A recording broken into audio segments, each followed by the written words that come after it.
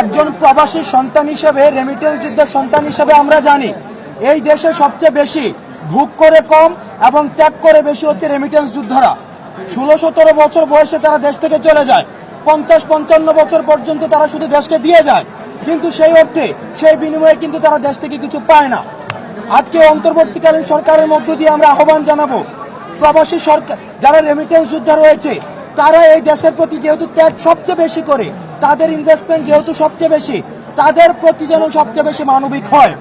আমরা প্রবাসী ভাইদের থেকে খবর পেয়েছি বিভিন্ন দেশের কনসুলেটগুলোতে, অ্যাম্বাসিগুলোতে প্রবাসীদের প্রতি, রেমিটেন্স যোদ্ধাদের প্রতি অমানবিক আচরণ করা হয়, তৃতীয় শ্রেণীর নাগরিকের আচরণ করা হয়।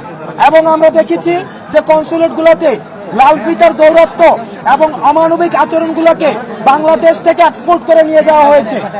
আপনারা যারা অ্যাম্বাসিগুলোতে রয়েছেন, কনসুলেটগুলোতে রয়েছেন, আমরা আপনাদেরকে আহ্বান জানাচ্ছি, এই প্রবাসীদের আয়ের উপরে ভিত্তি করে বাংলাদেশের অর্থনীতি দাঁড়িয়ে রয়েছে।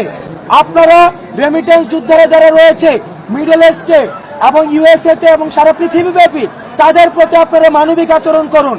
কারণ আজকে গণ অভ্যুত্থানে প্রবাসীরা যেই আমাদেরকে সমর্থন জানিয়েছে রেমিটেন্স শাটডাউনের মধ্য দিয়ে, সেটি একটি তাৎপর্যপূর্ণ ঘটনা। সুতরাং প্রবাসীদের অবদান অনস্বীকার্য। আমরা আপনাদের কাছে আহ্বান জানাবো, কোনো কনসুলেটে, কোনো এম্বাসিতে আমাদের প্রবাসীদের প্রথম শ্রেণীর নাগরিকের অধিকার দিতে হবে এবং তারা যখন এয়ারপোর্টে আসবে তাদেরকে প্রথম শ্রেণীর নাগরিকের মর্যাদা দিতে হবে। যারা দেশ থেকে টাকা বিদেশে পাচার করে তাদেরকে প্রথম শ্রেণীর নাগরিকের মর্যাদা দেওয়া হয়, কিন্তু যারা বিদেশ থেকে দেশে টাকা নিয়ে আসা হয় তাদেরকে তৃতীয় শ্রেণীর নাগরিকের মর্যাদা দেওয়া হয়, যেটিকে আমরা বৈষম্য বিরোধী ছাত্র আন্দোলন আমরা তীব্রভাবে নিন্দা জানাই।